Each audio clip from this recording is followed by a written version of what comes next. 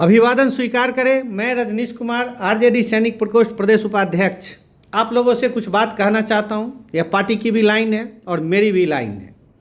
ये जो वर्तमान में शंकराचार्य विवाद चल रहा, योगी जी जो उत्तर प्रदेश सरकार के मुखिया हैं और जो शंकराचार्य ज्योतिष मठ के अधिकारी हैं, इसमें शंकराचार्य का अपमान किया गया है या नहीं किया गया है, लेकिन यह स्पष्ट है कि योगी जी अभिमान की भाषा बोल रहे हैं। योगी जी एक संत हैं, लेकिन उन्होंने पावर पॉलिटिक्स भी चुना है। जो गोरक्षापीठ गोरखपुर है, उसकी स्थापना क्यों की गई थी? हिंदू धर्म की रक्षा के लिए, लेकिन वह पावर का खेल भी खेलते हैं। शंकराचार्य तो पावर का खेल नहीं खेलते हैं। एक बार चंद्रशेखर ने इंदिरा जी को कहा था कि आप पॉलिटिकल पावर के लिए लड़ रहे हैं, लेकिन जेपी पॉलिटिकल पावर के लिए नहीं लड़ रहे हैं, इसलिए इसमें आपकी पराजय निश्चित है। तो अभी जो योगी जी की जो भाषा है, उनकी जो कार्यशैली है, वो एक संत की भाषा एकदम नहीं। यह अभिमान से भरा हुआ है। शंकराचार्य तो निष्प्रिय है, जैसे बाकी देवी देवता है, उसमें एक भोला बाबा है। भोला बाबा को तो बेलपत्र चढ़ा दो, गंगा जल से स्नान करा दो, भांग चढ़ा दो, धतूर खिला दो, तब भी भोला संतुष्ट है। तो संतों की क्या है भारत में? अब नदी के किनारे उनको नहाने जाना है, उसमें भी इनको बाधा है। अगर 150 अपने लोगों को लेकर के जाए, उनमें भी इनको खराब लगता है। जबकि योगी जी मुख्यमंत्री होने के कारण स्वयं 300 गाड़ी का काफिला लेकर चलते हैं।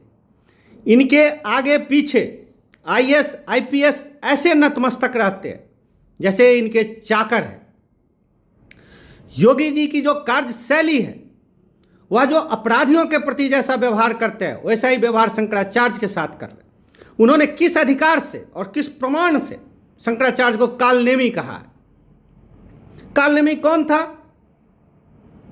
योगी जी को पता होगा, निश्चित रूप से पता हो। राम कार्य में बाधा डालने के लिए हनुमान जी को रोकने गया था। शंकराचार्य कौन सा राम कार्य कर रोकने के लिए वहां गए थे? एक बार बाबा रामदेव भी ने कहा था कि हम लोग 100 ग्राम 200 ग्राम दूध मांगने जाते थे तो दुकानदारों को खराब लगता था। आज बाबा ने 12,000 करोड़ का बिजनेस खड़ा कर दिया। शास्त्रों में कहा भी गया है, नीच लोगों को धन की चिंता होती है, मध्यम लोगों को नीच और मान दोनों की। जो उच्च लोग होते उनके मान की चिंता होती। शंकराचार्य को अगर मान सम्मान ही नहीं मिला, एक पुलिस और पुलिस की IPS और IAS की भी हैसियत इस देश के लोग जानता है। सरकार का एक MLA के सामने इनकी बोलती बंद हो जाती है। और शंकराचार्य के चेले चपाटियों और शिष्यों को जाकर के इन्होंने जो दुर्व्यवहार किया, यह घोर निंदनीय है। Baba is dialing the wrong number. क्या बाबा का ज्ञान ज़्यादा है? बाबा को बहुत ज्ञान है धर्म का। रावण को भी बहुत ज्ञान था, रावण भी विद्वान था, लेकिन जिस अहंकार की भाषा रावण बोलता, वही भाषा बाबा बोल रहे। बाबा के प्रशासन ने शंकराचार्य को नोटिस भेजा, जैसे वो अपराधी है। ज्योतिष मठ के अधिकारी, शंकराचार्य परंपरा के उत्तराधिकारी क्या अतीक अहमद है, मुख्तार अंसारी है, तो उसके साथ ऐसी भाषा का प्रयोग कर रहे हैं बाबा। योगी जी अगर संत की सत्ता के लिए लड़ाई लड़ना चाहते हैं तो पहले मुख्यमंत्री का पद छोड़े। प्राचीन काल से जो सनातन की परंपरा है, जो क्षत्रिय राजा युद्ध हार जाता था या जो राजकाज से निवृत्ति ले लेता था, वह भगवा वस्त्र धारण करके मंदिर में पूजा करता। लेकिन बाबा नहीं है। वह पूजा पाठ कितने दिन करते, कितना देर वो धर्मशास्त्र का अध्ययन करते। आज भारत की जो वेद वेदांग गीता, उसकी मीमांसा, उसकी धर्म सत्ता जो बची हुई है, किसी राजा महाराजाओं के कारण नहीं बची हुई, यह इन शंकराचार्यों के कारण बची हुई है। यह मुझे किसी को बताने की जरूरत नहीं है। भारत में हिंदू धर्म लुप्त प्राय हो रहा था। क्यों? क्योंकि बुद्ध के समय से जो वेद वेदांग की जो परिभाषा थी, उसमें से जितनी खामियां थी गौतम बुद्ध ने लोगों को में प्रचार किया, लेकिन जब आदि शंकराचार्य निष्णात होकर के जब बहस किए तो सबको पराजित किया। और उसी परंपरा को आगे रखे हुए चारों शंकराचार्य, भारत एक आध्यात्मिक राष्ट्र है और उस आध्यात्मिक राष्ट्र के एकीकरण का श्रेय आदि शंकराचार्य को है और उसी परंपरा का वहन ये सारे शंकराचार्य कर रहे हैं। तो इन नेताओं को और मुख्यमंत्री श्री योगी आदित्यनाथ जी को खटकता है कि इनके साथ 100 लोग क्यों हैं, ये पालकी पर क्यों चल रहे हैं। वो भी तो सरकारी खर्चे से रोल्स रॉयस से चलते हैं, क्योंकि वो मुख्यमंत्री है। जब वो बाबा हैं, संत हैं, तो राजनीतिक सत्ता क्यों अपने हाथ में रखे हुए। या तो संत की धरातल पे उतरे, जैसे परशुराम भीष्म से युद्ध करने गए थे तो भीष्म ने कहा था परशुराम को कि आप मेरे सामने युद्ध के लिए रथ मंगवाइए, फिर युद्ध कीजिए। तो परशुराम ने कहा था वेद माता गायत्री ही मेरी रथ है, माता सरस्वती मेरी कवच है और ब्रह्मास्त्र मेरा अस्त्र है।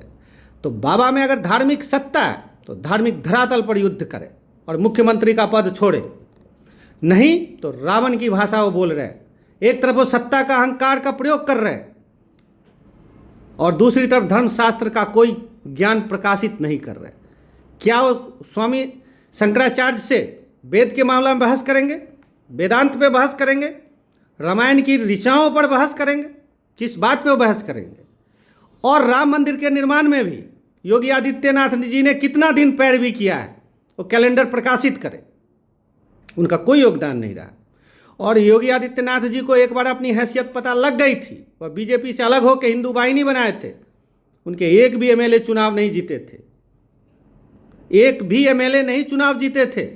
और सबसे बड़ी बात है, भाजपा का शीर्ष नेतृत्व जो हिंदुत्व की राजनीति करता है, सनातन परंपरा की रसधारा को जीवंत रखने की शपथ खाता है, वो चुप क्यों है? बाबा को गलत क्या कहा शंकराचार्य ने? जो औरंगजेब और अकबर के समय होता था, संतों की पिटाई होती थी। अगर आज संतों की पिटाई हो रही है तो उस राज्य में और इस राज्य में क्या अंतर है, बाबा समझाए। अब पहले तो भाजपा का नेतृत्व, जो नया अध्यक्ष नियुक्त हुए हैं नितिन नवीन जी, कहाँ से उठा करके इनको बैठा दिया गया है। ये तो ऐसा ही है जैसे एक हवलदार को किसी राज्य का डीजीपी बना दिया जाए, जिसको न कोई जानता हो न पहचानता हो। भाजपा के राष्ट्रीय अध्यक्ष के लिए भी चुनौती है। उनमें दम है? योगी आदित्यनाथ जी को एक बार कहे कि जाके संत शिरोमणि स्वामी शंकराचार्य से माफ़ी मांगे? नहीं है, पहली परीक्षा में उलट गए। और सबसे बड़ी बात है, परम पूजनीय महातपस्वी आदरणीय मोहन भागवत जी चुप क्यों है? भारत में ऋषियों की 2 परंपरा है। एक परंपरा का पालन आरएसएस करती है, दूसरी परंपरा का प्रकाशन शंकराचार्य और संतों के माध्यम से होता है। दोनों एक दूसरे के पूरक हैं। लेकिन आरएसएस राजनीति में भी हस्तक्षेप करती है और उसी के राजनीति का मानस पुत्र योगी आदित्यनाथ एक संत का अपमान कर रहे हैं और वह हठ योग करके बैठा हुआ अनशन पे। लेकिन सरकार का कोई नेतृत्व, सरकार का कोई पदाधिकारी अपनी मानहानि समझ रहा है। कहाँ गई योगी जी की परिभाषा? लड़ोगे तो कटोगे, आपस में ही लड़ रहे। हमने इतिहास में पढ़ा